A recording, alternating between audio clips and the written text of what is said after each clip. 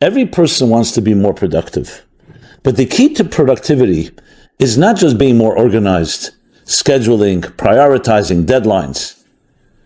It's about laying out a plan that begins with a vision and ends with a final product that's aligned with that vision and all the steps in between. When you learn this system, it not only teaches you how to be more productive, but also helps you actualize your deepest potential. These 4 steps will help you become a far better and greater person. So anything in this world that you want to build, that you want to produce, requires steps. And if you don't do those steps correctly, at some point it will give or it will be compromised. So there's a fascinating model, Kabbalistic model. It's called the 4 worlds. But the word worlds is a little misleading. It's not 4 planets. It's not 4 universes. It's 4 dimensions. I would call them 4 steps. 4 steps used in the creation process that we can emulate and we need to emulate to be the best we can be. What are the 4 steps? The first is vision. You must begin with a vision. Then followed by an outline. In turn, followed by a shape and form as you structure it. And the 4th step is to finalize the full dimensional in all its details and nuances, and you have a final product. It's finished. We will begin with the first step, which of course is the step that leads into everything else. It's called vision. The Hebrew word for it in the Kabbalistic model is called Atzilus. It's a word that literally means emanation, but it also is associated with unity, with a bird's eye view. Vision is an excellent word that captures what it's all about. Anything worth talking about always has to begin with some vision. In business, they may call it a vision statement, followed by a mission statement. That vision is what will define and inform every step of the way. If you're lacking vision in anything, the product will never be a complete one and definitely will be compromised one way or another. And vision doesn't necessarily mean right now a spiritual vision at a deepest vision on a cosmic level. I'm talking about on a very basic level. Someone wants to build a home. So you sit down with an architect. The architect says, what would you like in your home? He says, well, I'd like 10 bedrooms. I'd like a beautiful living room. I'd like a dining room. I'd like a sitting room, children playroom, a nice porch, all depending obviously on the square feet and so on. But the architect, a good architect will say to you, that's the details of the structure. But why do you want to have this home? Is this a country home? Is this a place of your primary residence? Will you have parties? In other words, what do you want? What's the purpose of the home? Form follows function. What is the function? And this is true in any given situation. I counsel people about many different things. People in marriage, people who want to publish a book, or have different type, they want to start a business, or they have started and they're having challenges. The first question you want to ask is, what's your objective? What do you want to get across? Now, many of us, it sounds simple. Many of us, however, don't always articulate that clearly. You have it in your heart, in your gut, and you may feel strongly about it, but you don't yet have it spelled out. It's critical to spell it out literally in writing, even one sentence. What do you want the final result to accomplish? So, for example, someone wants to write a book. They have their family story. What they learned through their family story, that we went through hardships and we became greater people, a greater family. So what you want to show is how difficulties in life should not cause you to feel resigned and give up, but to come away stronger. And you have a way to teach it through your story. That's a line. That's a vision that will help other people. I just used a very simple example. You want to build a home. Before you talk about the details, what rooms, how many rooms, what do you want in this home? What do you want to capture in this home? So look and feel is following the soul of the home. So the first step of all is vision, laying out the vision, having the bird's eye view, the larger perspective. Now, obviously, you can't build a vision The vision will inform the next steps. If you stay there, many of us are dreamers. There are many people who are visionaries, but they never go further than that. There's no execution. That will address afterwards. But a bigger problem can be if you have execution and you don't have vision. There are people who are excellent at implementing, and then you ask them, so what are you implementing? Oh, I'm not really sure. Or you say something that's not even accurate. Imagine you're seeing a building going up, and you ask the people, the contractor and the different teams, so what are you building? They'll say, well, we're just following the instructions. They may not even know what they're building. So the key thing is to have, we'll call it the soul of the whole picture. When I say soul, I mean the inner work, the inner dimension. What's driving you? What's in your heart? People ask, what should I do with my life? The first question has to be asked when is not what you should do with your life. What do you want to do? What drives you? What would give you satisfaction? Someone say, I'd love to build a beautiful family. Okay, we have something. I love to express my musical talent. So all these are vision levels where you're talking about something that is not the tangible structure, but what drives it. And it's critical. When the vision is not in place, all the other steps will be limited. Let's talk about it in a more psychological context. Love. People have love. Love is a necessity in life to give love, to receive love. But there's healthy love, there's unhealthy love. We see it all the time. We see relationships succeeding. We see failing relationships, unfortunately. If you were able to apply the vision principle that I just stated, here's how it would work. You have two people who care about each other, married, let's say, for a certain period of time, but now things are really rocky. They're not getting along. There's tension. There's challenges. And you say to them, okay, so besides telling me the problems, which are the symptoms, let's get to the root of it all. What is your vision for marriage? What is the vision of your home? You'll often find that people will not have an answer to that. They never thought of it. I never thought of it, I hear so often. I love this man. I love this woman. We've come together. We'll build a home and family. What values do you want to convey to your children when you'll have children? When people come into your home, what vibe do you want it to give off? Many of us do not think about it. Not because we're bad people, because we weren't trained to think about it. Why is that so vital? Because even love itself, love is an emotional experience, a powerful one. But at the same time, what is driving this love? The love can be driven by selfish needs. We learn from our parents love, which can be healthy, not healthy, something in between, the gray area. So even the word love, as powerful as it is, also needs direction. What does love mean? What is love meant to achieve? Now, if a person says, I feel my soul came to this world to accomplish and use my skills to make the world a better place. I know it sounds like a cliche. To spiritualize my environment, to bring a little more gentleness and kindness and tenderness into a hostile world. That is a visionary statement. And I will do so through my unique skills. I'm a good people person. I'm going to get involved in different social activities to bring some more kindness, to bring more virtue, to higher the spiritual consciousness or awareness of people. And if you can make a living from that, great, beautiful. It's driven by a vision. And the vision is specific to you because it's about your particular skills, how you're going to achieve it. Whenever people ask me, so what is your vision? What is your mission? So my vision is, I'll say it straightforward. My vision is to use, well, before I say to use, let's talk about it. A vision means how I see the future based on what I'm contributing. I'd like to see a world of complete world peace and harmony within diversity, respecting the diversity of all individuals, and people living up to their inner calling, all being part of an indispensable part of a large cosmic symphony.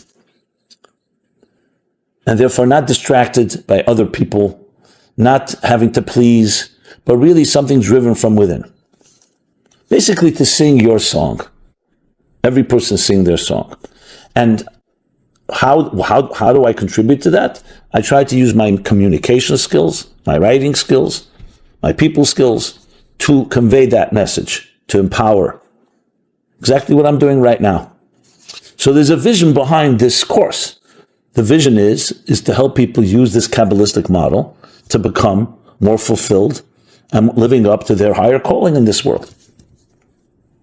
So if you have that vision, and let's apply it now to love in a relationship, then your love is not driven just, okay, I love this person, I'm getting what I need, intimacy, companionship, a friend, all that other things love comes, the nurturing, the support, the confidence, the vote of confidence. But the vision is driven by, the love is driven by a vision, by an atzilus. So love will go into the execution states, which we'll talk about. That came across with a little sounds weird, execution. I meant execution as implementation. We'll come into a outline, and then a shape, and then a finalization, which we will discuss. But the first thing is the vision of that love. If the vision of that love is that you and I together, through our love, will bring more love into the world. We'll bring children who will be loving people. We'll in some way infuse existence and everyone we come in contact with a kindness, with something unique, empowering people. Then the love is driven by a vision, and the love is directed and guided. So everything in life has to have that. If the love does not have a vision, what will happen is it'll just be relying on its own devices. So one day, the love may lose vitality. It may be misguided because there's no vision driving it. And the same is true with everything. I mentioned before, writing a book, building a structure, composing music, a business project, whether it's building a business or a particular project in the business. Lay out the vision at the outset, and you will have that direction. The second thing you'll have from it is not just direction, you'll also have a unifying principle. Because that's what vision is. What is a bird's eye view at the end of the day? It's not losing sight, it's seeing the forest from the trees. Sometimes they use the expression seeing the trees from the forest, even though it sounds incorrect, but it's used as well. What does that mean? In other words, not getting caught up in the minutiae and the details, which will be necessary when you get to that stage. But it's driven by, I see the picture. I see the panorama. I see the narrative. And now let me spell it out into details. So it's also a unifying factor. So when you get caught up in the details, you always have that reality check coming from the vision aspect. And just use it, explain it in an intellectual process. How often do we have an idea? You have a flash of an idea. Then you begin to flesh it out. Either with yourself, or you have a business, or you have if it's a business meeting, or it's a meeting of a brainstorm session, you bring up the idea, and people start arguing about it, and the pros and cons, and this one says, here's a way to do it, here's another way. What often happens? There comes a point of confusion. You have so many different details, as you're fleshing it out, you can lose sight of the point of departure. And that happens very often. Then you say, what was our initial idea? If you didn't write it down, you may even forget it. So one of the tricks of the trade is write down the initial idea before you begin to develop it. And it's critical to develop it. Not suggesting that. We must have that stage where you bring it into all the details, and then you will weed out the details that seem to be the right ones. Let's say you have 3 ways to implement this idea. So you lay it all out, the pros and cons, you argue it out, you stretch the idea in many different directions. So the first step is vital because that's where the point of departure is. Now, if you come to a conclusion that the idea wasn't a good one, okay, that's another story. But what you want is that the idea, the concept, meaning the vision of the concept, that spark, should always be there as the point of departure because the rest of it is the details of that. And the details can overwhelm and to the point of confusion. That's the second component in this atzilus, this vision step, which creates a unifying element that unites all the details. That is, my friends, the beginning of developing the atzilus, the visions, the step 1. There are 4 personality types, archetypes, that define us all. Check out the description below, a course on the Kabbalah of the 4 elements. We will now address what's next step. What's the step number 2? So briefly, it's creating an outline, a structure. Vision alone is critical because it drives the whole engine and it's the soul of whatever it is that you're creating, whether it's a building, whether it's a piece of music, whether it's a book, whether it's a business plan.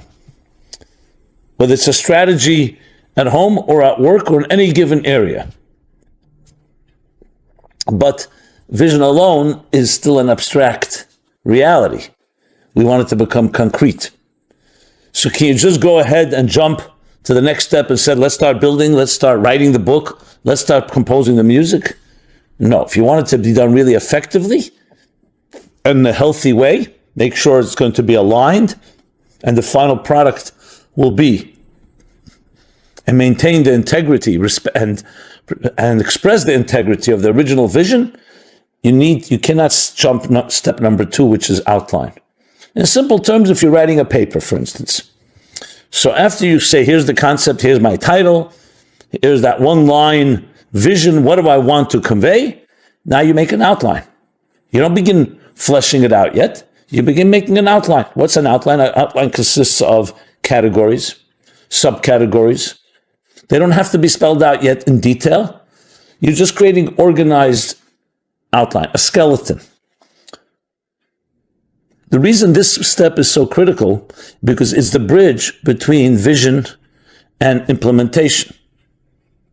It's the first step.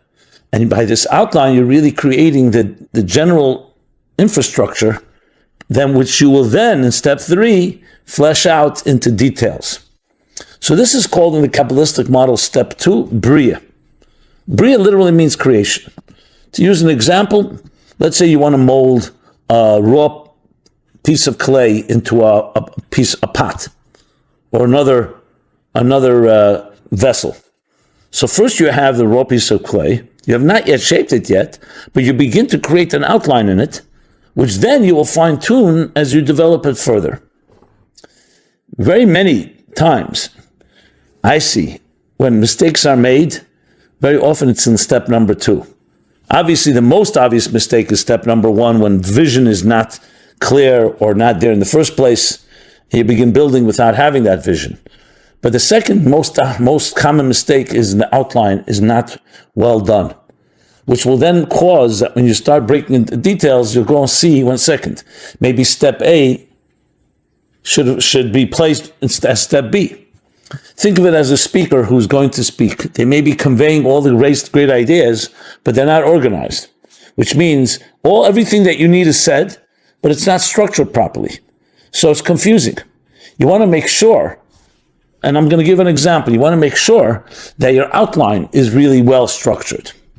So if you're going to build a house, I'm not talking about the physical structure right now, we're talking about the blueprint. So you want to know where the living room is, where the dining room is, where's the kitchen, where are the bedrooms, where are the playrooms, where are the other rooms. You don't necessarily have to know all the details, but you need to know generally where they are. If you don't have that spelled out, you can have the vision, you can then build all the details, but then you'll be missing and say, 1 second, maybe the living room belongs here. That's in the structure of a building. You're writing a book. Before you even write chapters, you want to have not only chapter headings, you want to have section headings. I'll give an example from my book, Torah Meaningful Life. And I remember vividly the experience of taking something from the abstract vision and then this first step of implementation outline. So I remember struggling, how is the structure of the book going to be presented? I knew what I wanted to convey. I wanted to convey the spiritual perspective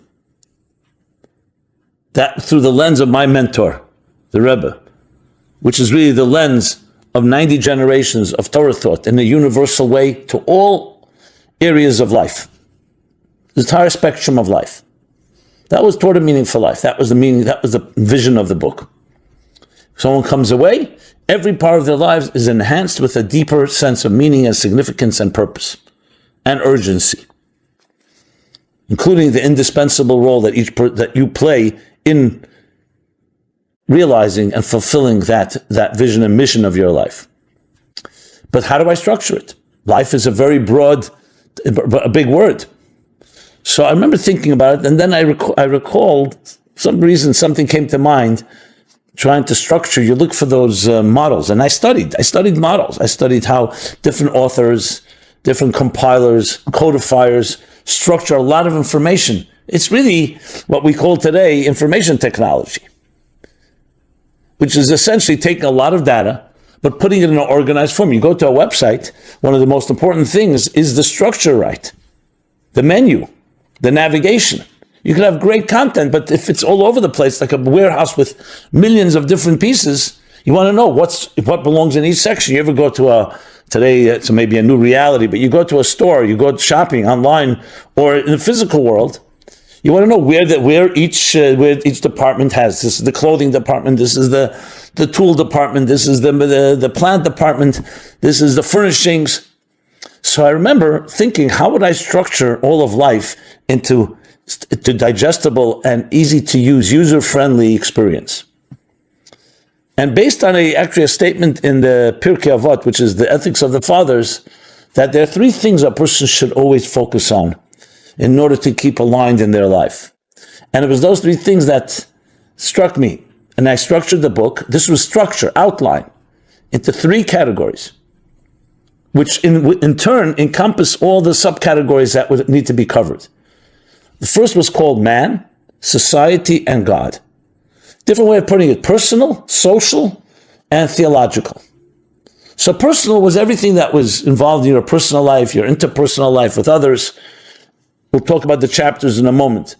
The social was social things like responsibility, government, technology, women and men, responsibility. And then the theological were things of faith, unity, God, good and evil.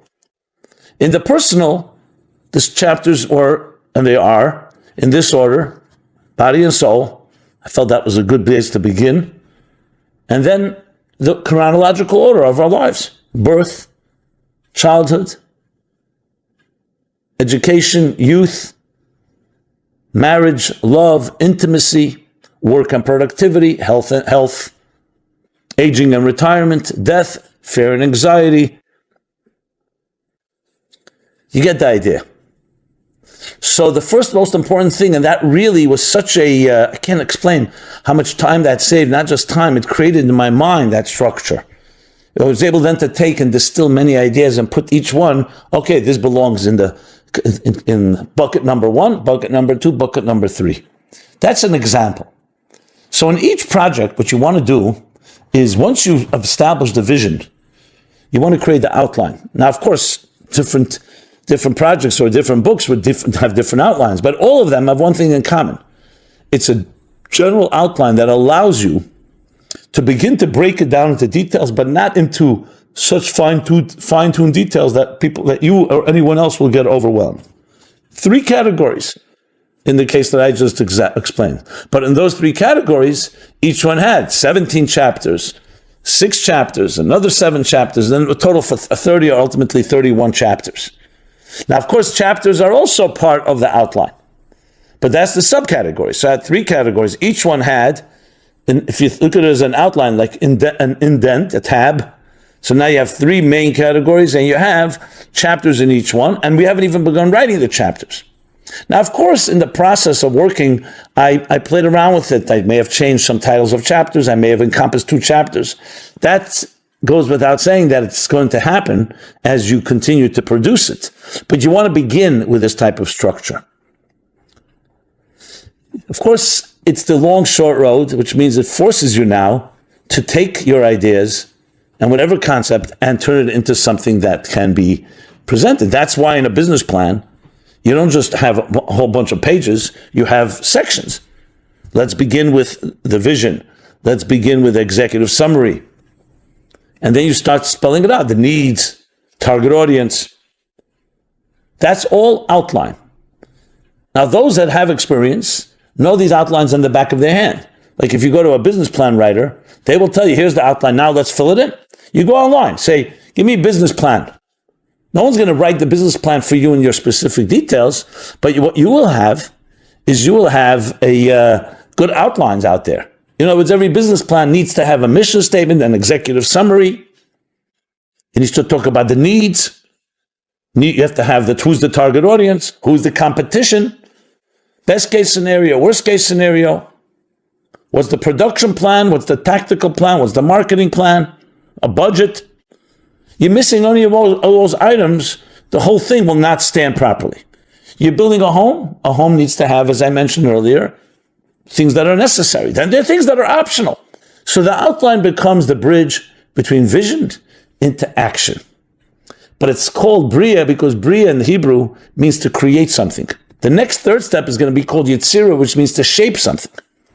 To create and shape is not the same thing. Create means getting the basic ingredients and elements in place. The basic structure, infrastructure, outline, and so on. And then you will start fleshing it out and shaping it. But then the shape follows the outline, not the other way around. But again, because we're human beings, none of us are going to be perfect. You want to do the best you can always go back and say, you know what, I may have to rework some of that outline. It's not clear. I was just advising someone who wants to write a book about their family.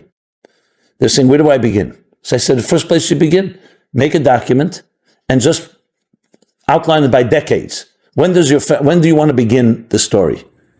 And even that, the person hadn't thought of. He says, that's a good question. Should I begin with my parents, with my grandparents or great-grandparents? I said, whatever the point is, begin, let's say it's the year 1800. So 1800, 1810, 1820, 1830. If you want larger spans, make it 1800, 1850, 1900. And then whatever information you find, put it into that bucket, into that file. That's a file. And it could be digital. And just that structure alone creates so much, in a way, so much calm. Because not anything comes your way. You just dump it in there. We're not even talking about organizing it within that structure. But once you have that, you already have something. Instead of getting all the data information, the interviews, the pictures, the documents that you'll need to do this, you now have a place to put them. Now you're going to go to each section and then start organizing it further. So that was the first step, is creating an outline of, in this case, a chronology. But it all depends, again, on the project. If it's something involving, let's say, with your children, you want to create a strategic plan, especially in these days, of your children at home. So you can divide it in between schooling, play, and entertainment, socializing with friends, family time, going out. Once you create that, things become organized. But I want to make a key point here. This is not about coming too square, where you get so stuck in structures and you lose the spontaneity and adventure of it all. Keep that in mind. The structure is there in order to organize. It's not in order to limit and confine. So there we have step number 2. Atzilus, vision, and now outline. Let's talk about it a little deeper now. There's an expression that says, he created darkness and he shaped light. So the question is, why is the word created used by darkness and shaped by light? The answer, obviously, is because when you have a raw piece of material that's not been shaped yet, a piece of gold, a piece of clay, or an idea that you have in general terms, you can't call it yet shaped. Light, darkness, is not just that it's dark, it also means it's not yet clear what the structure is. You ever see a construction site? So they all come in a certain way. Obviously, their size may be different. And if you're a trained eye, you maybe could see the differences, but they all have certain basics. You see the foundation being built. You see the outline, you see the girders, the beams, all the cranes, everything that's there. It's a construction site. It'll take time till you begin to see what this building is going to look like. Now, those that are following the blueprint know exactly where they want it to look like. But at that stage, the outline stage, it's still shrouded, we'll call it, in a certain darkness, because it's still a general outline.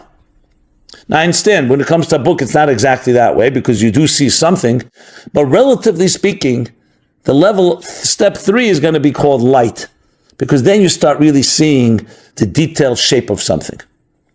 Whenever you see, whether it's a potter, or it's someone who creates ornaments out of gold or other precious metals, the first stage, it looks very similar, because they're just beginning the stage of the process of shaping it. Not really shaped yet. The first thing is to create that general shape before they go and create the specifics. So in the language of the Kabbalists is, therefore, that this is called darker and this is called light.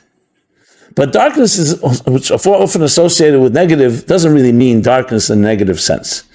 It means that before you get to a specific illuminated detail, you want to have a more general structure. Now, when you think of it that way, what does that tell us in the context of the cosmic level? On the cosmic level, it talks about Atzilus. Step one is being a vision. A vision does not yet have substance. Yes, of course, you can articulate it, you can write it down, but in concept, it's about vision. It's actually meant not to have substance. It's meant to be an overarching, almost reality check that hovers above the whole project, whatever the project may be, and unifies all the details. On the other hand, step two is, in the language of the Kabbalah, begins to have substance. Because now you have something that's being structured. It's still an outline, but it's something that's being structured. So sometimes the expression used is an interesting expression that the mystics use and explain the Hasidic text. It's called, I'll use the Hebrew word, Efsharius Hametzius. It means you have now the potential of something that's existent. So why is it called potential? Because when we're talking on the spiritual realms, and we'll soon translate that in our terms, it's not quite non-existent as the vision, which is completely ethereal and amorphous, a vision. On the other hand, you can't call it a full existence yet. So you say it's the possibility of existence. It means there's an existence that is beginning to emerge. To use an example, upon conception, when a child is conceived, so preconception you can call a state of vision. If you want to speak in terms of God, it would be God's vision of the soul that is about to enter this new body at the moment of conception. If you want to speak from the perspective of parents, the child they envision, which may not be accurate, but at least there's a vision for it. So vision is not yet even a conception.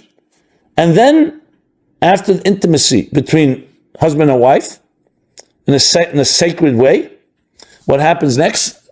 If it's blessed, the seed will fertilize the egg, and a new cell will be conceived. But for 18 hours, this cell will not split. But this cell has everything that this child will be, in a concentrated form, in a very concentrated form, minuscule, like a seed, exactly like that.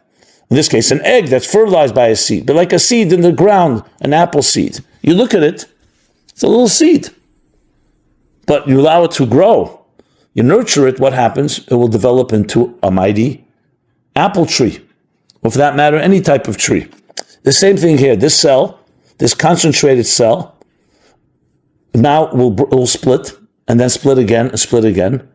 And if you watch the development and the gestation of the fetus through its stages, first trimester, second trimester, third trimester, you actually will see the development. Today we have, due to technologies, the wonder of the development of the embryo from its earliest stage all the way to a full-blown healthy child born approximately 9 months later. So we have with our very eyes, even though you need technology, you don't see it physically, and it takes the time that it takes, we actually see the process from vision. The conception is step 2. What does it look like? Doesn't look like details yet. There's no arms and legs, there's no head or heart. That will only happen in the next few months. That will begin to discern the shape and form of this body. That's how it is. Now, that tells you something. Because that tells you that's the healthy process of how something develops. Applying that to us teaches us how we should create something as well. Should also be in that form or fashion. I'm not getting down to whether it should be a gestation of 9 months or 18 months. That depends on the project. But it goes from what we call from the general to the specific. So vision turns into outline, structure, which will then be the general outline. Like in the case of the fetus, the head, and then the other organs will begin to develop and emerge until it all becomes a full-shaped body. And by talking about the third trimester, you can see the child in the full intensity. The mother feels the child. And then, of course, upon birth, the umbilical cord is cut. So when you say that one cell at the beginning of the process, at the point of conception, is that a metzius? Is that an existent entity, or is it non-existent? Compared to the vision beforehand, you can't call it, it's of course something's there. There's something of substance. But compared to the fully fleshed out and developed fetus and child, you can say it's still in a state of potential. But it's not potential purely in the conceptual level, it's potential in the actual level. So we call it potential within implementation. That's the level of outline. When you study this in the Kabbalistic texts, though it's in the cryptic language and hard to understand without being trained, it's fascinating because it demonstrates how this process repeats itself throughout the cosmic order, many, many times over. In other words, it's not a one-time thing. Every level, as it moves to the next level, the spiritual evolution of reality, of existence, has to go through these 4 steps that we're addressing. And in the case we're discussing now, step number 2. So you have it on the microcosmic level, on the macrocosmic level. Wherever you turn, you will find how vision turns into outline. Step 1 into step 2, which will prepare it to go to the next steps. Another point that Kabbalists explained, which I think is a very vital one in our context, is that there's a partition. They call it a partition between vision and outline. What's the purpose of the partition? The vision is intense. It's supposed to have within it everything, the objective, the goals, the unification of all the details that will ultimately emerge. So the vision is very intense. And it needs to be that way because it is going to be the reality check. It will be the voice of truth, so to speak, to make sure that the project is living up to what the visionary's vision was. When you get to the state of outline, you don't want to be overwhelmed by the vision, or else you won't be able to create a structure. And when you get excited about an idea, and you're really passionate about it, that's vital. And you have a very strong vision. You now need some restraint, which is why so many people who are visionaries are not builders. Because they're passionate, their strength is in vision area. Very many companies, the visionary is not the implementer.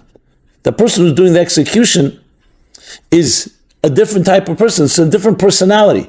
It's someone who has to be much more focused on getting it done than on the passion of the vision itself. Can the two be combined? Of course we want them combined, but they don't often come together in the same person.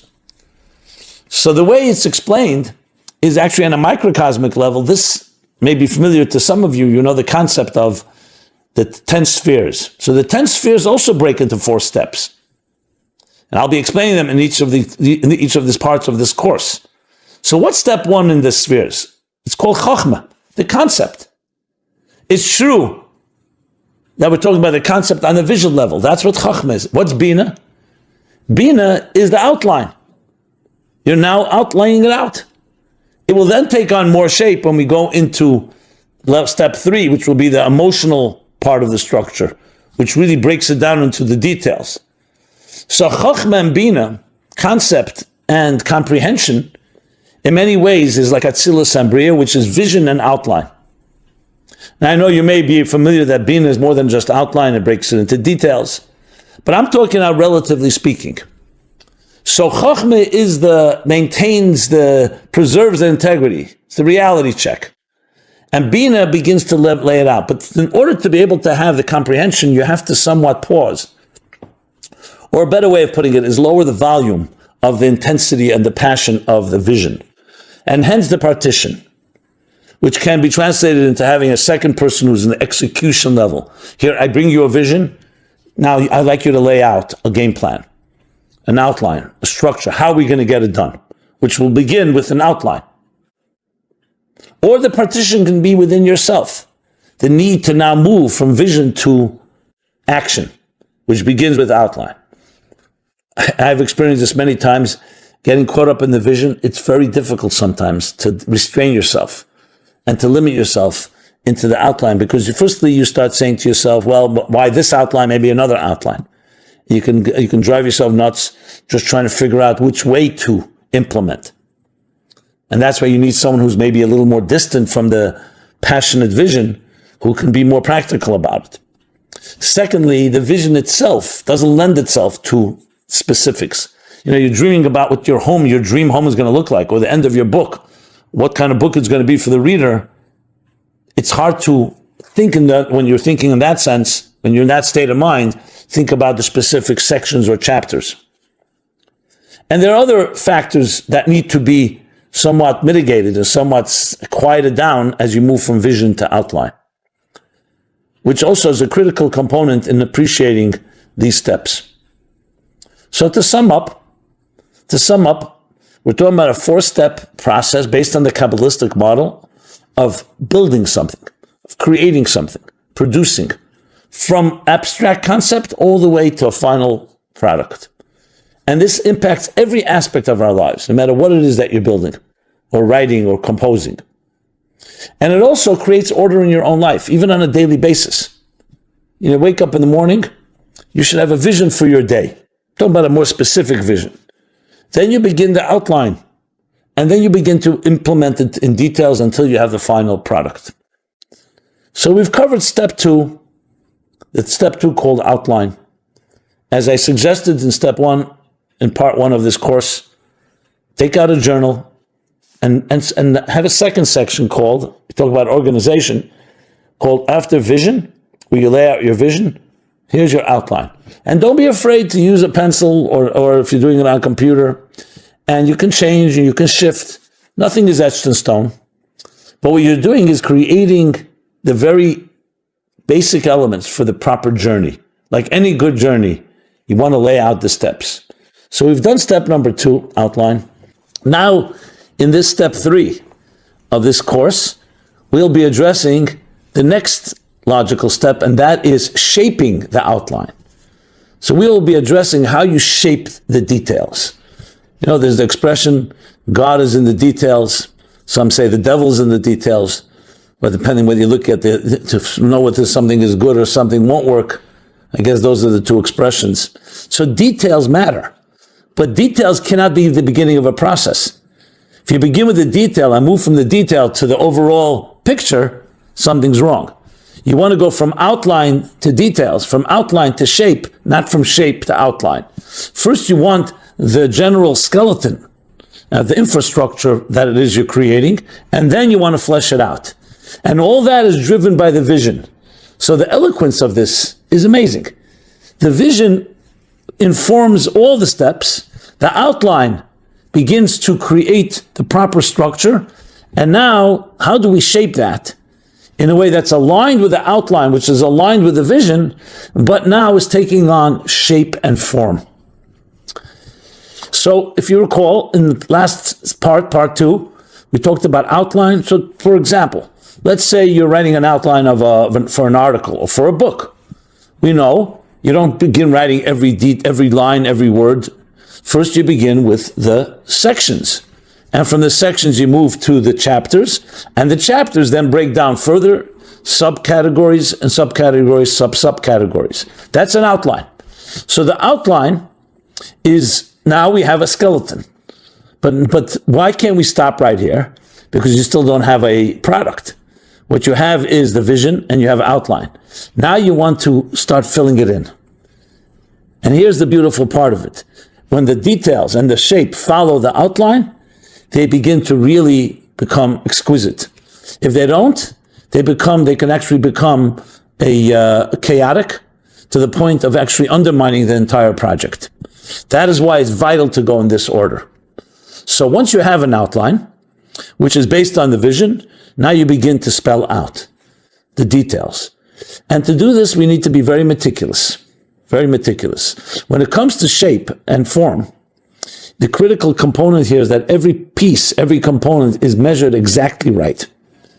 So let's begin. A person has a vision of expressing a certain feeling and sentiment in writing or through music or art or poetry or any other form or fashion. That vision is amorphous and doesn't yet have any details in it.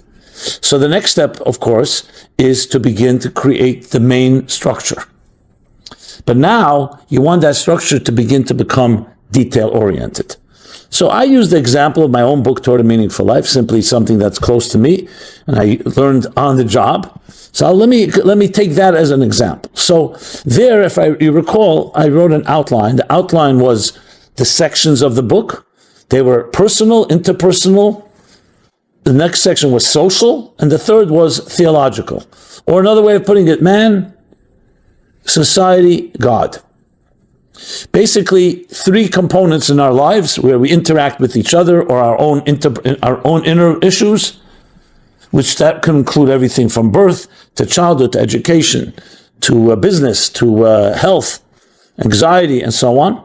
The social, which covers our social lives, responsibility, science, women and men, and so on. And the third was more of our so-called spiritual lives. God, faith, unity, good and evil, redemption, miracles. So that's an outline. The outline obviously is driven by the title, in my case, the book Toward a Meaningful Life, that the entire book is meant to help people live a more meaningful life. But to live a meaningful life, you have to break down what the life is like. So now you have the chapters. But let's move now to shape. What does the shape look like? So then each chapter, now we're focusing on, I'm just going to take one example, birth. What is the meaningful life aspect of birth? So we already have the vision part, which is the general concept of a meaningful life. The specific outline, the general outline is that we're dealing now with this life cycles and more specifically birth. But now comes the question, birth. What do we know about birth? And how do we make our understanding birth in a deeper way that helps you appreciate its meaningful nature? So here, the details are vital. If you don't have the details spelled out, the promise was made, but someone starts reading, there's nothing to read. Or what's being read is not presented in a cohesive fashion. So I began that chapter with a quote. Birth is God saying, you matter. Quote that has become quite popular. Birth is God saying, you matter. That is an example of a particular line, a one line, which is already the shape of the chapter. It's not the outline of the chapter. It's a one-liner like a headline, but then now we need to make the case to the case that compels us to say that birth is God saying you matter. In other words, your birth is essentially telling you that you are indispensable and you have a unique contribution to make. And expressing that through anecdotes, through explanation, through stories, through analogies, is the shape and form of that particular chapter. It's just an example. The same example can be applied anywhere in life. So let's do the second example, building a structure. Building a home, a structure. So the vision is you want to have a home that with your spouse, you're going to build a beautiful family. And the family will have a playroom, they'll have bedrooms, obviously, the other rooms, but it'll also be a home that's filled with energy and good vibes. So you want it to be spacious, well lighted, a nice view out the window. The vision of it is the central component that you want a home that will reflect your soul, that will reflect your aspirations. That's a very general statement. That's the vision that drives the home. And the purpose of it is to bring up a healthy family, to influence and radiate light to all those that enter this home. Not just a shelter that protects you from the elements, but a vision behind the home. What is the outline? The outline is now you sit down with an architect, with a designer, and you plan it. And what's the plan? The architect lays out, so how are we going to do this? How many rooms do you want? What kind of rooms? The size of the rooms. This is now all general outline of what the structure is going to look like, which will satisfy the vision. If you begin step 2 before step 1, you're not going to have what you're looking for. Then comes, once you have that outline, then you say, okay, so let's now cover the living room. What do you want in this living room? So you'll say, this living room, as I see it, I want to have a few couches. I want to have some paintings on the wall. I want it to be lined with books. I want a piano in there. Now, why do you want these details? Because these details satisfy what the outline dictated, which satisfy what the vision dictated. That's the order. And this makes total sense. I mean, this everyone can figure out with common sense. But this is step 3. The step 3 called Yetzirah in the Hebrew word, in the Kabbalistic model. Yetzirah means surah in Hebrew means shape. Bria in step 2 meant the raw outline. It doesn't yet have the shape of details. And Yetzirah, the step 3, is about the details. But the details that are aligned to the outline, which is aligned with the vision. Now, you could say, well, What did you learn new? This seems to be very logical. Everybody understands this. Well, I'll show you where it can get more complicated. Let's talk about our personal lives. The vision that we have, for example, in our relationships. A relationship is an emotional experience with another person. I would say more than emotional. It's all-encompassing experience. You want to have a healthy relationship. Now, you can say, so how does this four-step Kabbalistic model help us in relationships? Let me tell you. Love, which is a key component in a good relationship and a healthy relationship, a necessary component. So love, is it driven by a vision? Does it have an outline structure? Does it have details? Many of us just fall into love without any training, without any experience. And we come with our baggage. If we grew up in a loving home, beautiful. So we have modeling. We have something that we emulate. If we grew up in a dysfunctional home, that becomes usually our modus operandi. But when you use this model, you can actually evaluate how you love. Is love driven by a vision? And I'll put it perhaps in a different context. I've spoken many times about the idea that every relationship needs different elements of compatibility. So we talk about physical compatibility. We talk about emotional compatibility, intellectual compatibility, and then there's spiritual compatibility. Vision-oriented compatibility. Let me explain. Physical compatibility is two people are attracted to each other physically, sexually. There's an attraction.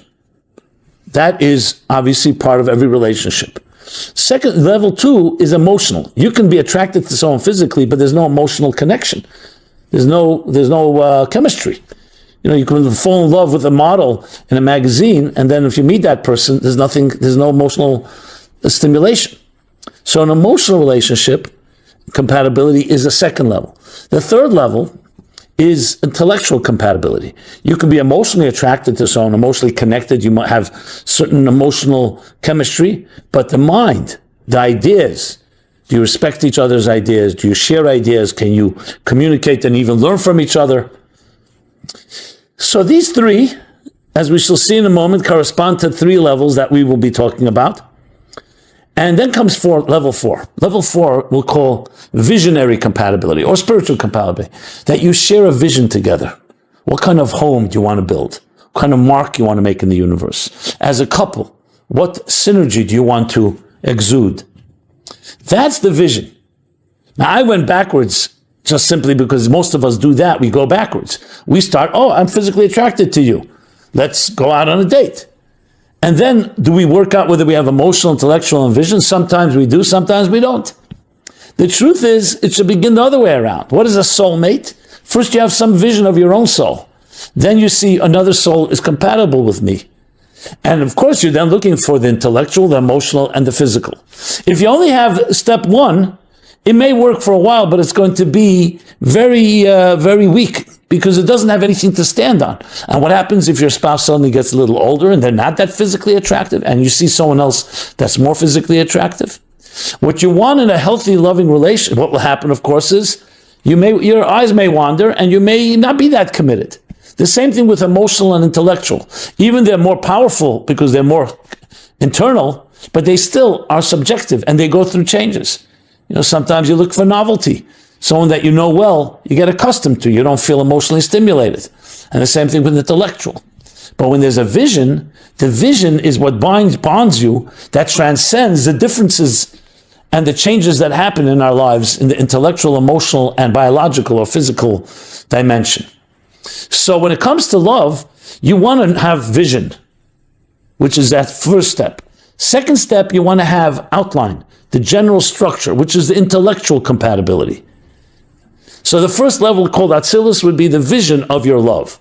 The second would be called the structure of your love. But the outline, not the specific details. The outline is that we have general ideas that we share, general concepts, general values, which can be either vision or outline. But then comes step 3, which we're addressing here, and that is the details. What is the shape and form of your relationship? How does it manifest on a daily basis? What does breakfast look like? Lunch, dinner? What does a holiday look like? What about when you're at work? What do you do when there's a conflict? So outline is good for the overall structure, which is necessary to maintain a healthy environment and a healthy relationship. But love comes down to details. How do you communicate with each other? Are you kind? Are you generous in the specifics? So if someone says, I love you in general, we both love each other. Very often relationships fall apart and are compromised because the details are not being cared for. And people say, okay, we love each other. We don't even have to work on it. No, the details matter. Details can come down to how you have a conversation, how you take a walk. So there suddenly you see, if you think about it that way, how many of our relationships are detail driven, but the details are not driven by the outline, which is driven by the vision. The details just come our way. And what happens is, let's say there's a certain conflict and there's no resolution because it's not been structured in the proper fashion. Many of us love, and we have good love inside of us, and our intentions are good, but no one ever trained us in the basics of spending time with another, how to say thank you, gratitude. How do you disagree in a civil way? How do you make up? So then we go we wing it, based again by instincts, or based usually by what we saw in our childhood, in our formative years. So what I'm suggesting is, just like when you write a book, you go from vision, outline to details. And it's all in that order. The details are informed by the outline, which is informed by the vision. And the same thing with the building a building. You don't first get the bricklayers, or you don't first get an interior designer to discuss the details of the living room if you don't know what your general house is going to look like. And the general house you don't begin building until you know what the vision of your home is.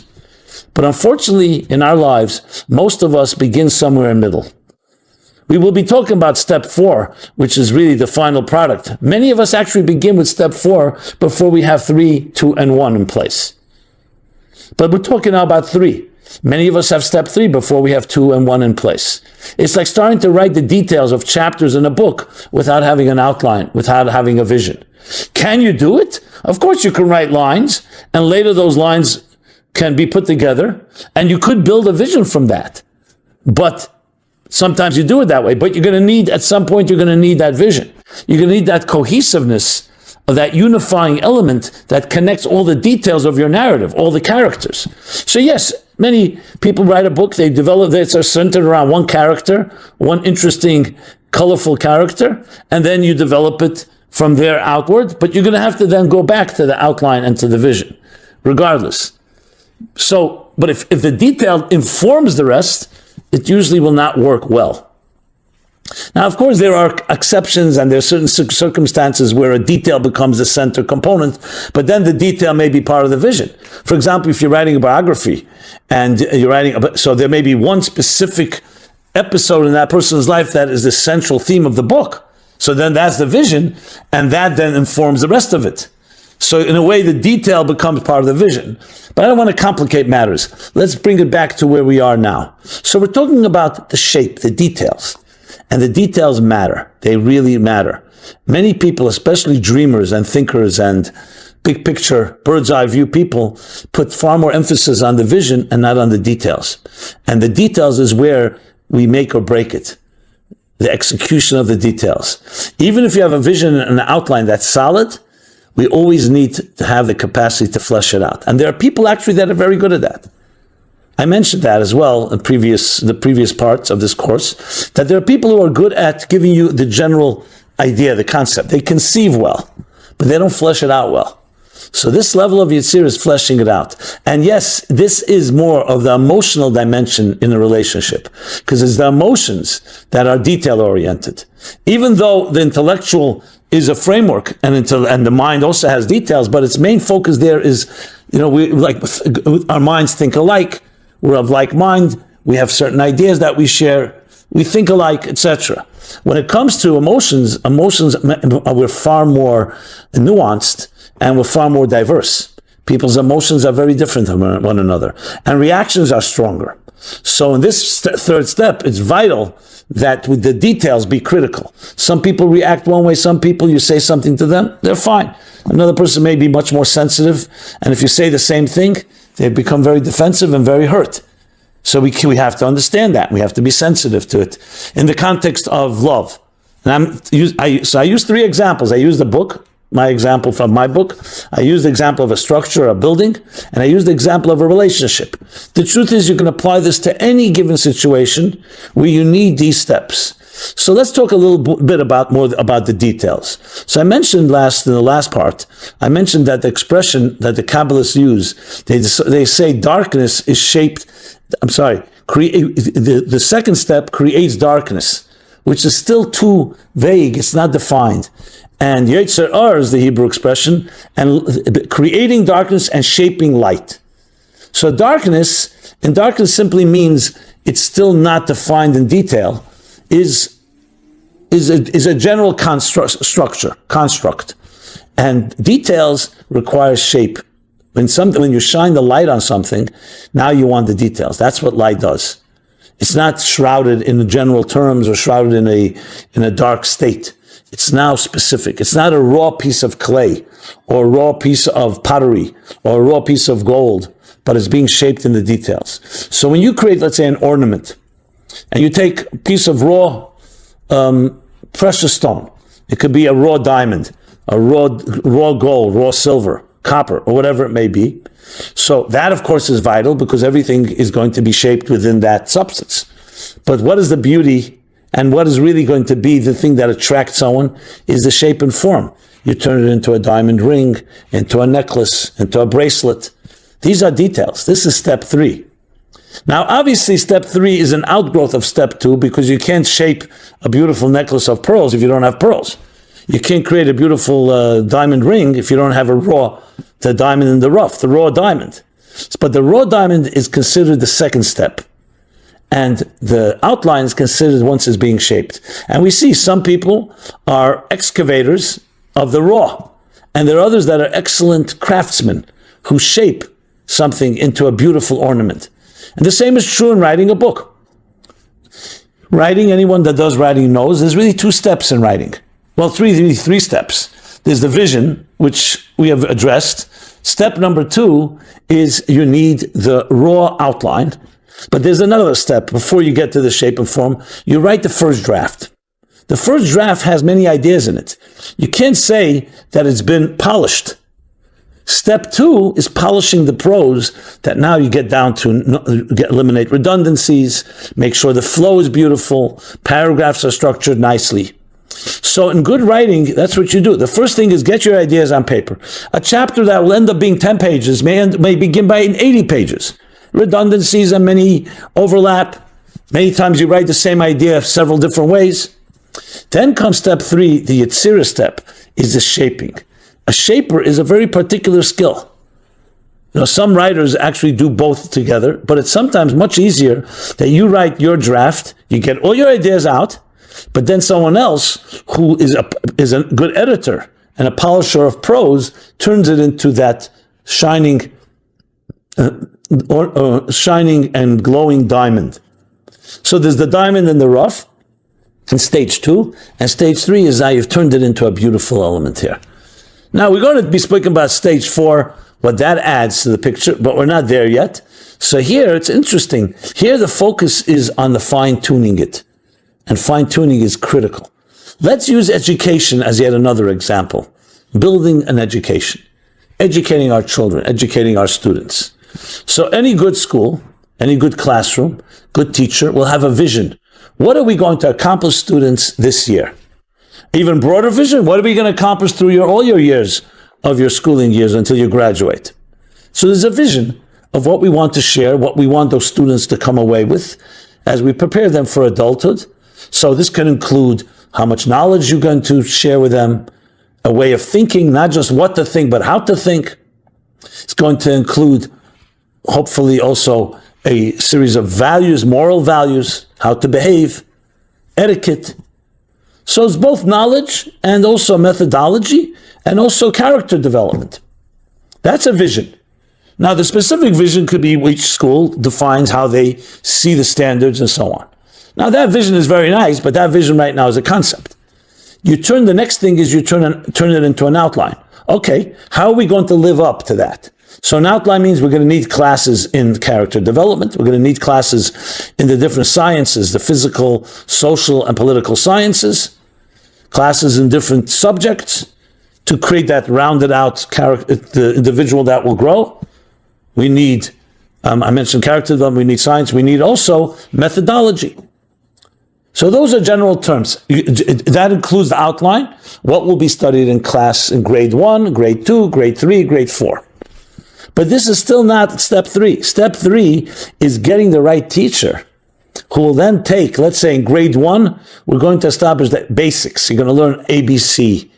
You're going to learn basic principles. I'm just using it as an example. You can jump right away to grade 8 or to grade 12 or whatever it may be. So each class needs the proper teacher who will now fine-tune. And this is where success and failure happens. Obviously, if you don't have a vision, you don't have an outline, you can fail just right before you get out of the gate. But the real success is going to be what happens in the implementation level, in the implementation of the shaping. How does the teacher communicate to the students?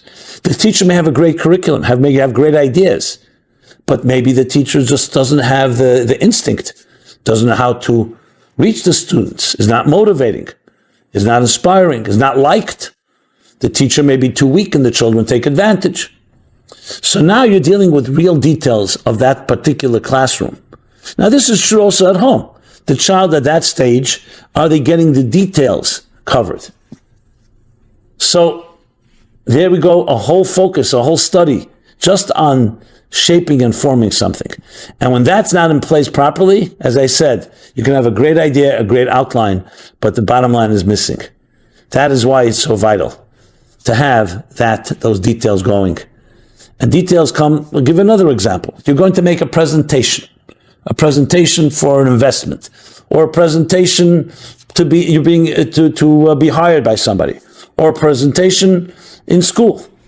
So vision is, what do you want to get across? What do you want the people to go away with? What is the overriding picture you want to convey?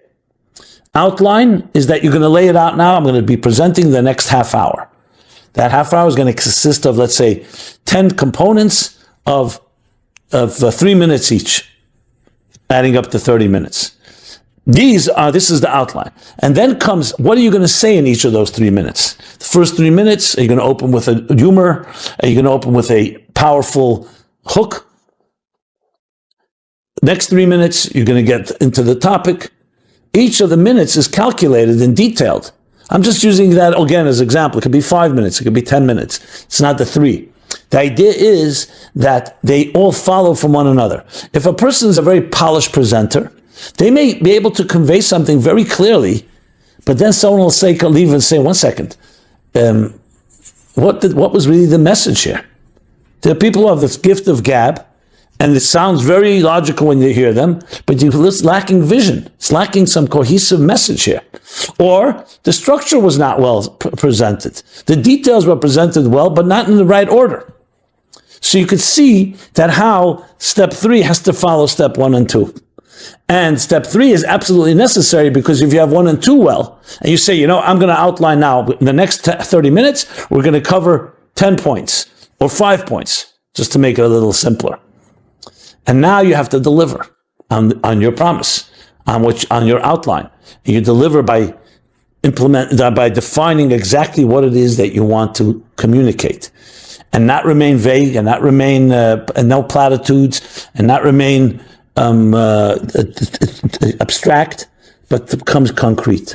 So level 3, Yetzira, Tzura, is giving shape and form to a raw concept, which in turn was informed by a overriding vision, unified vision.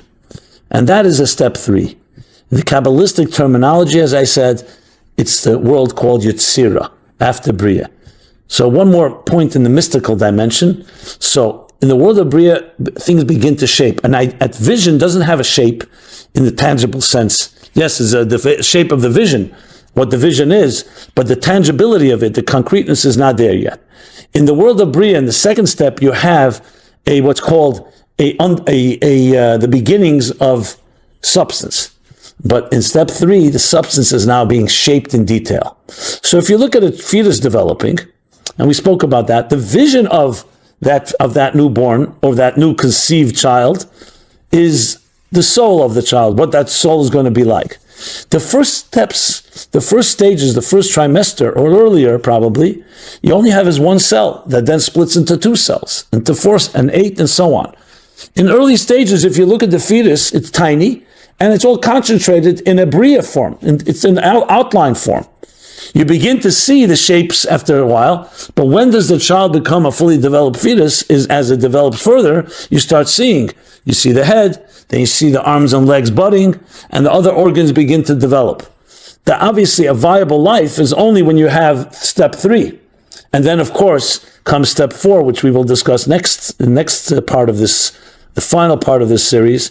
What is the final touch that creates a full dimensional entity? So wherever you turn, you will find these stages. So in this third dimension, in the Kabbalistic language, what's happening is that existence is beginning to not just come into being, it's coming into shape, into real specific shapes. But like in any given situation, the more defined and shaped it is, the more it can lose sight of its overall driving vision and outline. That's why it's critical. That's step 3. As a reality check, is always being evaluated and compared to and aligned with the step 2 and in turn step 1. Because when you get lost in the details, you can sometimes get overwhelmed and lose sight of what is the goal in the first place. And you see this many times in companies and other situations where the mission is forgotten. Someone comes up with a great idea, and the question should have been asked, how does that fulfill our general vision and mission? Does it fit our outline? And if it doesn't, where did it come from? Now, that doesn't mean you can't go back to the outline and review it and revisit it, but you want to be careful that a detail doesn't suddenly inform the overall picture, but the other way around. So there you have it, my friends. Part 3, the idea of details, breaking down details. And here also would help is if you have this journal that we spoke about, where you take anything you want to build and you spelled out the vision. Column 2 is the outline. Column 3 is the shape. It's always good to review it with another person, because another person can say, 1 second, I see the shape, but something's off. Maybe it's missing something, maybe it's too much, because shape also means not more than necessary, not less than necessary. Like I explained with the chapter, when you write 90 pages, or in a film, making a film, most of the film remains on the cutting floor. The editing could be only 5% of the original footage. So you want to make sure that there's nothing extra and there's nothing missing. The perfect balance is in the shape, and having another person to help, an objective person reading it or looking at it, or depending what it is that you're building, reviewing it, can help keep honest and making sure it's really being expressed, that the user experience is being satisfied due to the details are properly there. And then there's making sure that the details are aligned with the outline, which in turn is aligned with the vision. We begin with vision, a vision that is the unifying principle that drives the entire project, the entire production. From there, we move to outline, and from there to shape and form, and now the 4th step, finalize. These follow the 4 steps of the Kabbalistic model of creation and creation of everything. In the Hebrew, we start with the 4 worlds, the 4 dimensions. Atzilut is vision, Bria is creation, Yetzirah is form and shape, or shape and form. And finally, Asiya is finalizing, and we have the completion and the fruition of what began with a vision. So what does this 4th step consist of? And why is it so vital? It would make sense that you could be finished after you have your vision, you have your outline, your framework, your skeleton. You fleshed it out in details, as we discussed in the last session. The details, every fine detail. So what does the 4th step add? So on a very basic level, you can say it adds the polishing. You polish it. It's like when you finish a product, you clean it up, you polish it, make sure everything is in its place. A type of like checking up, making sure that everything has been built according to plan. But it's far more than that. In the Kabbalistic model, and that's where we begin with, this 4th final step is actually critical. It's not just coming at someone a double check that everything was built right. In addition to, of course, looking for any details that may have been missing, there's something more. This fourth step, interestingly, connects with the first step. Because here is where the vision has finally come to fruition.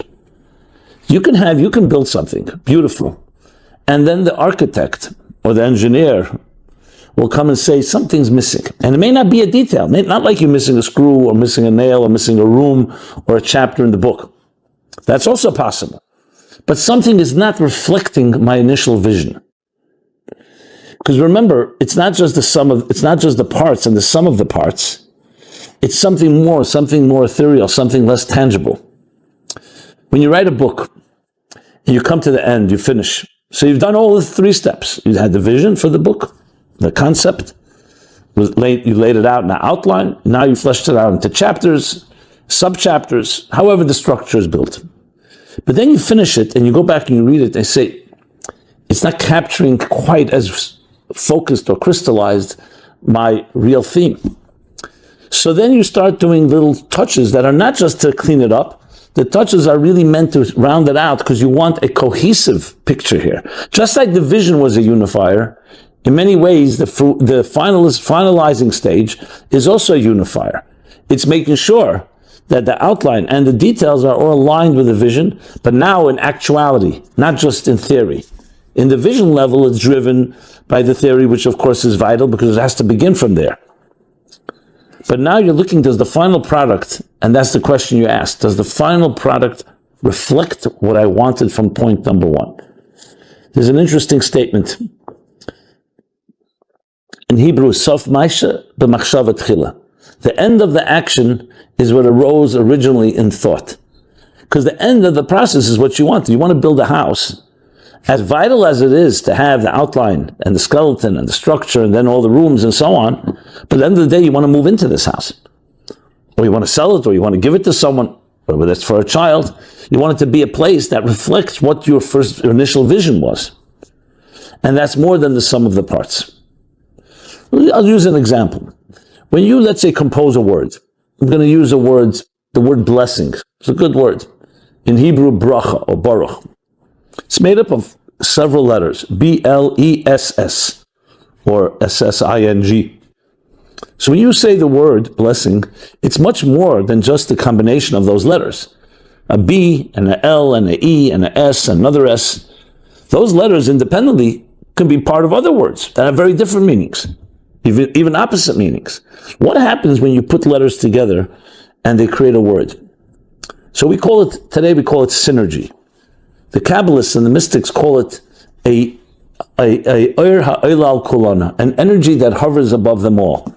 Something that's more than the sum of B-L-E-S-S-I-N-G. The meaning of the word blessing.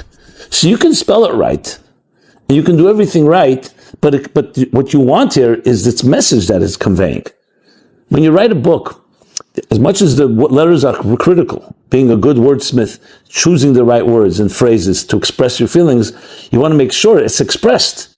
That's why often you want to give it to someone else to read, or you reread it after time, or you listen to those that are to readers of the book and hear their feedback. What is that? What's happening? You're seeing that the end is aligned with the beginning. That's where step 4 becomes so vital. It's the finalization that you can say, I'm ready to deliver it. It's ready to go. And that is more than just the details aligned with an outline, aligned with a vision, is that the final product has that qualitative dimension. Another example. When several people lift up any item, so mathematically speaking, if I can lift 100 pounds and you can lift 100 pounds, together we can lift at least 200, right? But we lift more than 200. There's some synergetic power, something like 210 or 220 pounds. 3 of us lift more than 3 times 1. Where's that extra strength coming from? Because something happens when 2 things come together and work together that's more than the sum of the parts. So in this 4th dimension, in this 4th step, that's what's happening. It's more than the sum of the parts because you're bringing together a final product, which of course we all know is the key to the success. How many projects end up somewhere stuck in middle, not finished for whatever reason? So to be able to finish and finalize and say it's aligned with the vision that I initially had is a very gratifying experience. So in context of our own work, let's take the example that we've been using. One is relationships. So I explained, and I'll continue to explain now, that in relationships you have a few elements here. Let's take love, the very attribute or virtue faculty called love. So a person can love, one person sees another person, they fall in love with each other, physical looks, emotional compatibility, intellectual compatibility, but there's no vision necessarily that drives it. So I discussed in the previous classes in this series that it could stand, but more likely that at some point it will fall apart, because the vision is what keeps people together, keeps something together, even through the trials and tribulations of life. A vision also remains forever. When two people like each other, what happens when they stop liking each other? Or their looks change, or you meet someone else that's more novel or more interesting. A vision, however, is not the sum of the parts. A vision is something overriding each individual's interests. We both share something greater. That vision, in turn, informs the love on the outline level, which means the general way we love each other. We spoke about bringing it into the intellectual dimension and the emotional dimension, the details, and finally the actual love as it's implemented on a day-to-day basis. So let's discuss this last fourth step in that context. So there are people who set out, they get married, they deeply love each other, they share vision, they share a structure together, they share the details together, their intellectual and emotional psyches are aligned with each other, but then it still doesn't work. And often it comes down to that they did not have the tools and the wherewithal to implement everything that they dreamed of. How many people say, I had dreams, I was idealistic. Then what happened? It didn't happen for some reason or another. That some reason or other is not such a mystery if you really break it down in these 4 steps, because step number 4 is critical in the sense of have you executed accordingly. So in execution, we spoke about the details, but now I'm talking about the final product. So if everything is right on paper, where do you see it? You see it in day-to-day activities. Do these two people who love each other get along? Especially in things that are not the big things, the small little details. How about their family that they built, their children? So the final step is going to really be the litmus test, the ultimate litmus test, whether the other first 3 steps are coming into are being realized. And that's why it's so vital in this context. So here it comes down to not so much is the vision in place, is the structure in place, is everything right on paper, is everything so-called mechanically right? Here there's something a little more intangible, and that is it clicking? Is it working? And if you follow those first 3 steps, the likelihood is that it will. But you still need to do one more thing, and that is have the humility to be able to see what's not working. Where do I need to, for example, compromise perhaps? Maybe I'm being too rigid. So even though that goes in the details, but we're talking now in action. Not everything is going to be worked out in the blueprint. You need to now also see it in action. And in action, human beings are sometimes unpredictable. So this 4th step takes into account all those elements, those unknowns, the unpredictability, the shifts we go through, and it makes sure that the structure, in this case, the structure called love, is a final love that is really working well. Now, it's possible that there can be a weakness or some shortcoming in the first 3 steps, but we're focusing now on step number 4. The same is correct in a business plan. Take another extreme. You write up a business plan, the vision is there, the vision statement, the mission statement, the outline, the details fleshed out, the executive summary is in place. But you read it, and before you present it, you say, something's missing. And it could be a small nuance, but that nuance gives it that extra touch that reflects what the power of this business is, which is one of the reasons we write the executive summary at the end. And why at the end, sometimes you'll see things you could never have imagined or anticipated. So then you summarize it, and maybe even executive summary can go into this fourth step now that I think about it. You summarize it after you've done it. We're not talking about in the beginning. In the beginning, it's the vision that informs. But then comes the final step is the opposite. Looking up from the final product, you see what's lacking here. And you can now apply this to any given situation, anything you're building. This fourth step, it's vital component. So let's sum up now the 4 steps of how to be more productive. And in a very practical way, starting from the vision. Obviously, I'm not going to go over all the 4 lessons that we have. You can listen to them as many times as you wish. But for context purposes, just to look at it exactly what I'm talking about. Since we did 4, let's now do step number 4 in the context of this course itself. So we talked about vision being that overriding vision, what drives the entire project. A vision is something that is very hard to just create. You have to have it in you. It's either a passion, something that ignites, that you say, I want to achieve something, fulfill a certain goal, serve a certain need, building a home, love. And the vision is more than just a general, I'd love to have that. It's about actually visualizing what it is that you want to accomplish. Very much connected to the calling in your life. So whatever it is that you're doing and you have that vision is going to be the one that drives, the driving engine of everything. But as we've discussed as well, vision is amorphous. A vision is still in a nebulous state. What you want it to now become is translated into an outline. The outline is meant to capture the vision into a structure. Not everybody that has good vision can create an outline, and vice versa. The outline then will lead to fleshing out the details, and it has to be in this order. You reorder it, or do it in a different order, it's all messed up. You can't begin with an outline, then go to the details, then go to an outline, then to a vision, or any other order. It has to be in this order.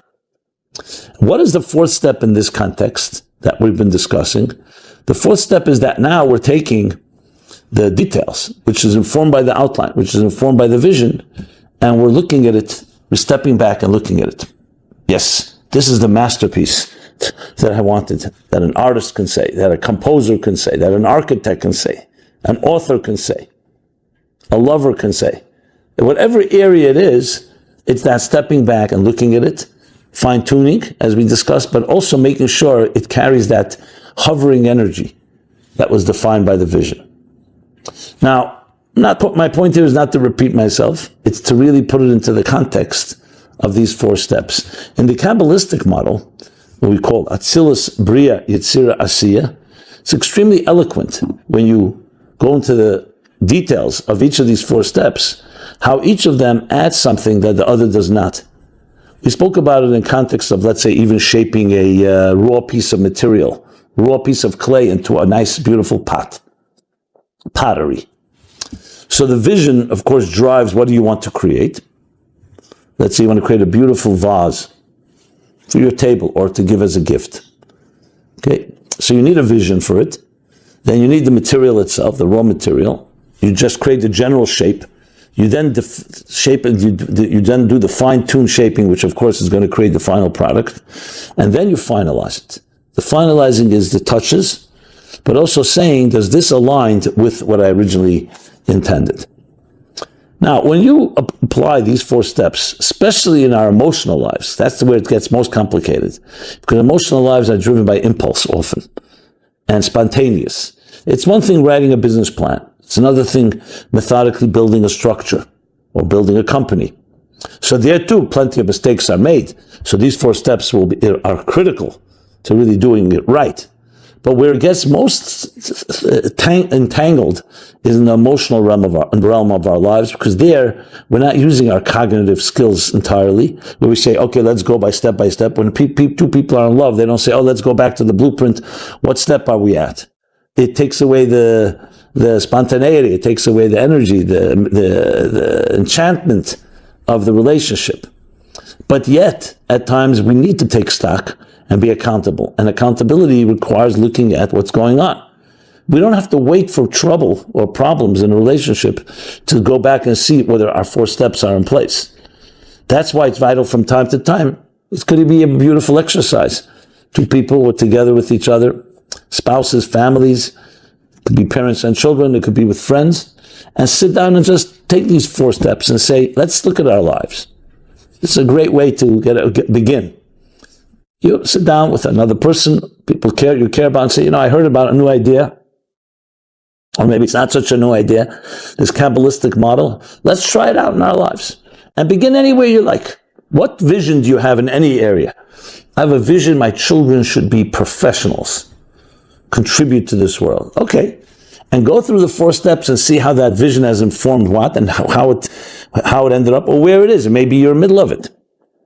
I assure you that not only will it be entertaining, but it'll be surprising because it forces you in a good way to look at what you are, who you are, what you're doing, and how it's driven by either random circumstances, which unfortunately is often the case, or how much is driven by that type of organization.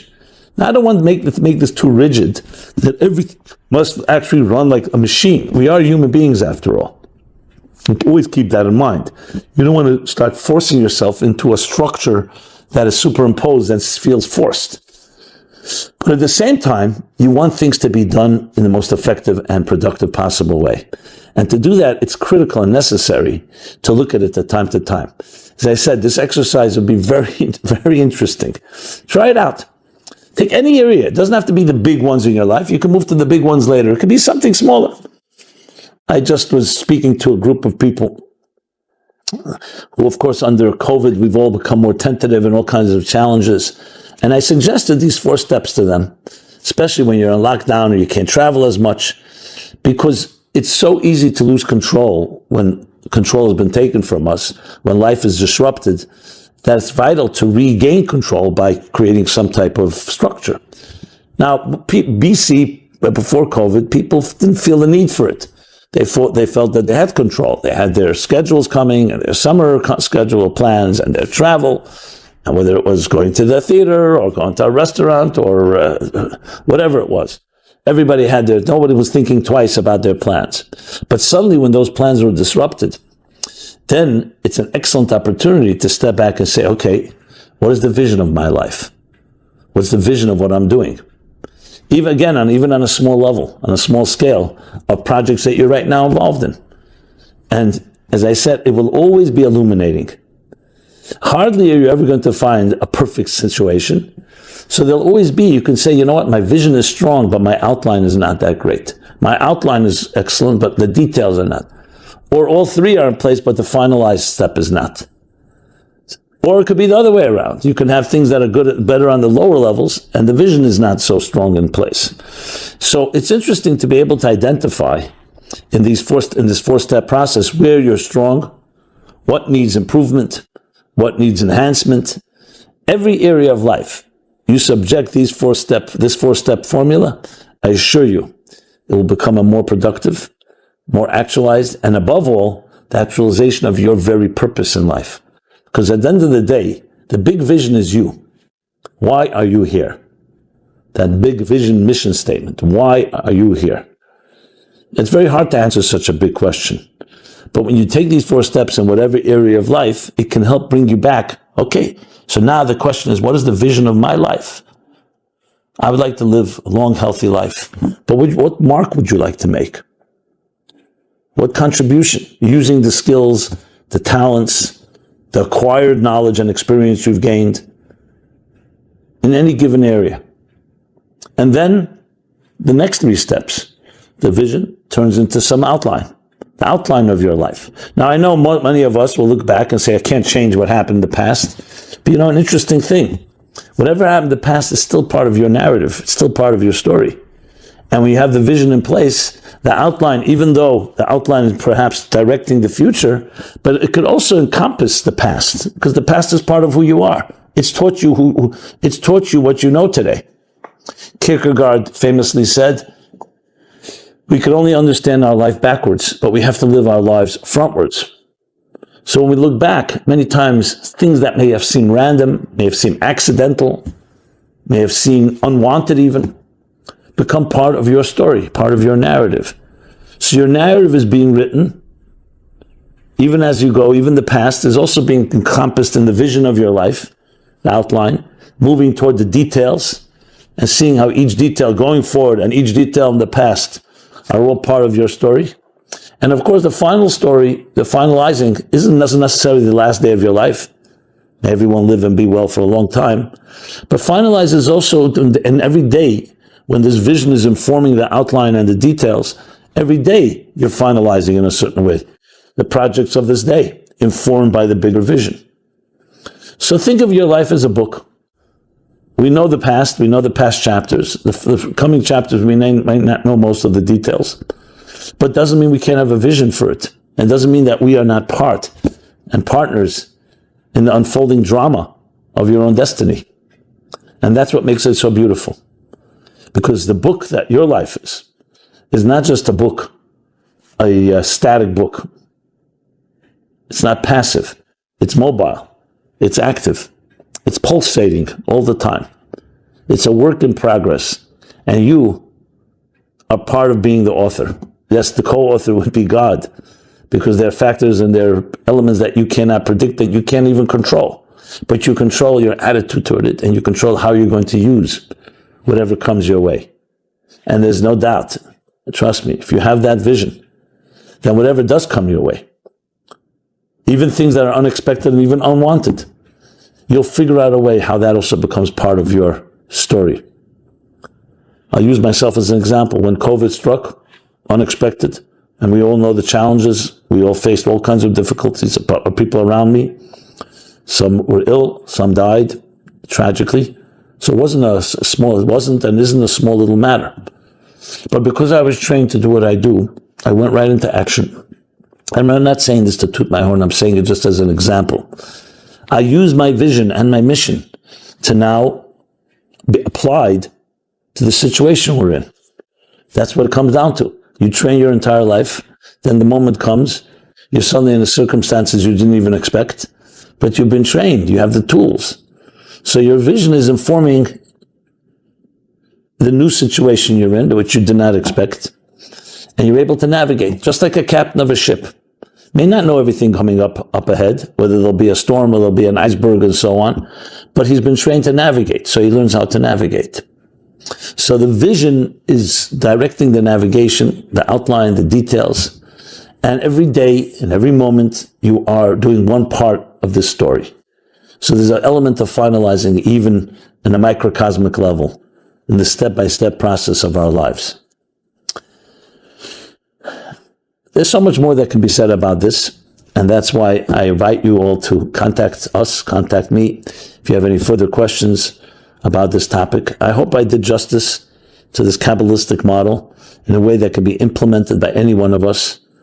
And remember, it takes time to really master it, so to speak, but use paper, pen and paper, or a computer, whatever that works.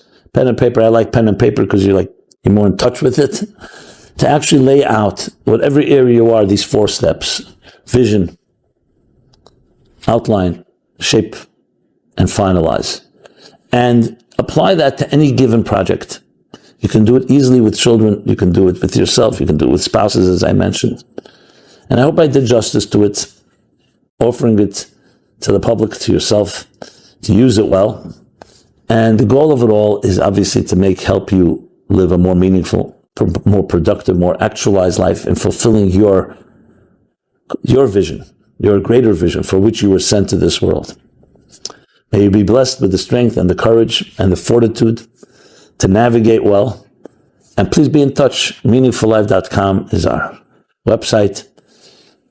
If you've enjoyed this, please share with others. Comment, feedback, subscribe is all much appreciated, because at the end of the day, these teachings are meant to spread like a ripple effect, helping one, helping another, just as I was taught. My gift is to continue to teach, and I hope you feel the same way, paying it forward. Everyone be well. Again, Simon Jacobson, Meaningful Life Center, meaningfullife.com. And let us stay in touch, synergize. Be well. This program is brought to you by the Meaningful Life Center. Please help us continue our programs. Make even a small contribution at meaningfullife.com/donate.